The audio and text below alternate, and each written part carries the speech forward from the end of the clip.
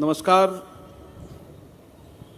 ऐकल शिक्षण 2026 कर्मयोगी पुरस्कार वितरण कार्यक्रम ह्या अत्यंत समाज उपयोगी लोक उपयोगी कार्यक्रमासाठी आवर्जून उपस्थित असणारे आदरणीय परमपूज्य सरसंघचालक डॉक्टर मोहनजी भागवत साहेब,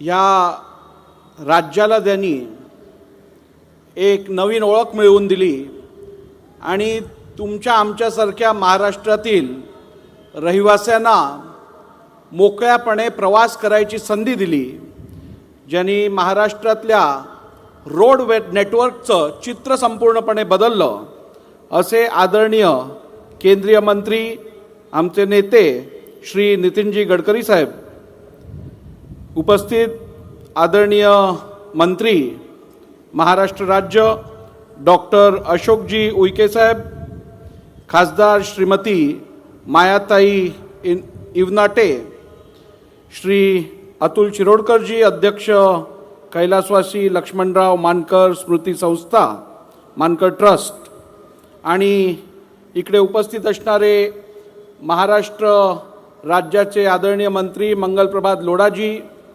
आदरणीय संजय सावकारेजी मंत्री, आदरणीय आमदार महोदय जे सगळे इकडे उपस्थित आहेत, उपस्थित बंधूंनो, भगिनींनो, पत्रकार मित्रांनो, आणि ज्यांचा सत्कार करण्यासाठी, ज्यांचं गुणगौरव करण्यासाठी आपण सर्वजण इकडे उपस्थित आहोत, असे सर्व शिक्षक बंधूंनो, भगिनींनो, मातांनो, खरं तर आजच्या या कर्मयोगी ऐकल शिक्षण मेळावा 2026 या अत्यंत प्रेरणादायी कार्यक्रमात सहभागी होण्याची संधी मिळणे ही माझ्यासाठी अत्यंत आनंदाचीच नव्हे तर मनापासून समाधान देणारी बाब आहे.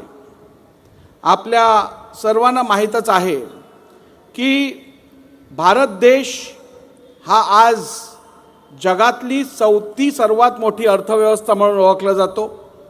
2027 पर्यंत आपली अर्थव्यवस्था जगातली 3री सर्वात मोठी अर्थव्यवस्था होणार आहे आणि 2047 मध्ये भारत हा संपूर्णपणे विकसित देश असणार आहे. त्याचबरोबर भारत हा जगातला सर्वात तरुण देश मानला जातो आणि आपलं मीन एज पॉप्युलेशन हे 29 वर्ष आहे. आणि हा डेमोग्राफिक ॲडव्हान्टेज तुमच्यासाठी आणि माझ्यासाठी, या देशासाठी हा खरोखरच आपल्याला ॲडव्हान्टेजेस पोझिशन घ्यायची असेल तर या यूथ पॉप्युलेशनला स्किल्ड यूथ पॉप्युलेशनमध्ये कन्वर्ट करणं अत्यंत महत्त्वपूर्ण आहे. आणि तेच काम ऐकल तर्फे, म्हणजेच आपल्या या ऐकल शिक्षण मेळाव्यातर्फे या आपल्या शिक्षकांचा गुणगौरव करून आपण त्यांना समाजातील गोर गरीब विद्यार्थ्यांना संधी द्यायचं काम करत आहोत, त्यांना स्किलिंग करायचं काम करत आहोत. आणि त्यातून तुमच्या आमचं जे स्वप्न आहे 2047 मध्ये हा देश संपूर्णपणे विकसित व्हावा आणि येणाऱ्या काळात संपूर्ण जगाचं पॉवर इंजिन जर आपल्याला बनायचं असेल तर हा स्किलिंगचा कार्यक्रम कोपऱ्याकोपऱ्यात, राज्याच्या, देशाच्या कोपऱ्याकोपऱ्यात नेऊन आपल्याला चालवायला लागेल.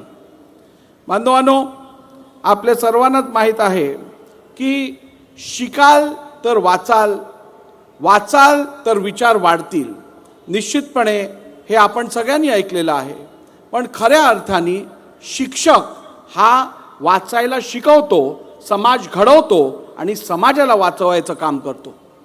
कुठचाही समाज खऱ्या अर्थाने विकसित होऊ शकत नाही जोपर्यंत त्या समाजाचा अंत्योदय होत नाही.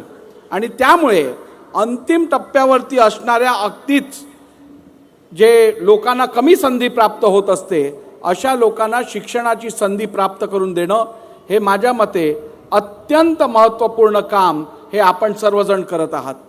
या ठिकाणी बोलत असताना महाराष्ट्रातल्या कानाकोपऱ्यातून आलेले सर्व शिक्षक मंडळी जी आहे, निश्चितपणे आपापल्या परीने आपापल्याला जी जबाबदारी दिलेली आहे ती पार पाडण्यासाठी निश्चितपणे अत्यंत इकडे क्षम आणि मेहनत घेत आहेत.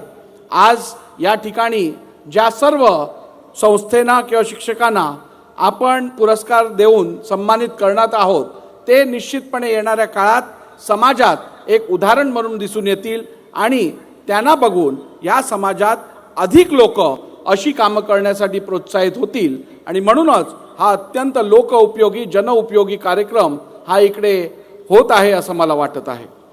बांधवांनो, या ठिकाणी बोलत असताना मला माहीत आहे आदरणीय परमपूज्य सरसंघचालक डॉक्टर मोहनजी भागवत साहेबांचे विचार आपल्या सर्वांना ऐकायचे आहेत. आदरणीय नितीन गडकरी साहेबांचे इकडे आपल्याला विचार ऐकायचे आहेत.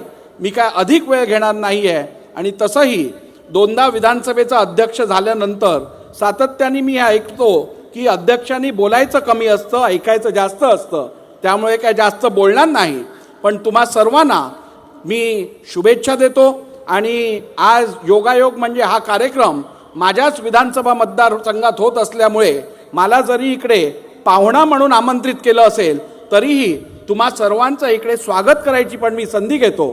परत एकदा तुम्हा सर्वांना मनापासून शुभेच्छा देतो आणि जाता जाता doctor Martin Luther king junior यांचे काही ओळी इकडे मला आठवत येतात आणि ते असे होतात की I am not worried about the violence of a view but I am worried about the silence of the many. म्हणजे समाजात जे काही लोक इकडे व्हायलन्स क्रिएट करतात त्यांच्याबद्दल मला भीती नाही आहे, पण समाजात जे शांत बसून राहतात, अनेक लोक जे शांत बसून राहतात त्याची मला भीती आहे. आणि ह्या ट्रस्टनी शांत न बसता समाजात कोपऱ्या कोपऱ्यात जाऊन समाजात अंत्योदय करायचं काम केलेलं आहे. त्यामुळे अशा ट्रस्टचं मी मनापासून शुभेच्छा देतो, अभिनंदन करतो. ज्या ट्रस्टला आदरणीय नितीन गडकरी साहेबांसारख्या थोर व्यक्तिमत्वाचं नेतृत्व आणि मार्गदर्शन प्राप्त झालं आहे त्या ट्रस्टचं काम हे निश्चितपणे उल्लेखनीय असणारच, याबद्दल कोणाच्याही मनात कुठची शंका नाही. त्यामुळे येणाऱ्या काळात तुम्हा सर्वांकडनं अत्यंत चांगलं काम असंच पुढेही होत राहील अशी आशा बाळगतो. परत एकदा तुम्हा सर्वांना मनापासून शुभेच्छा देतो. खूप खूप धन्यवाद. जय हिंद, जय महाराष्ट्र.